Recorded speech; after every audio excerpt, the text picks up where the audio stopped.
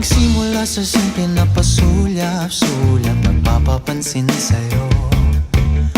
Umabot sa palitan ng mga mensahe, kilig na kilig ako.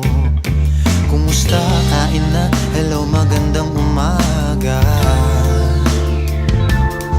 Ingat ka, pahinga, huwag kang masyadong magpupuyat pa. Naramdaman ng puso na dahan-dahan akong nahuhulog sa'yo. Sa kada araw natin na pag-uusap, meron nang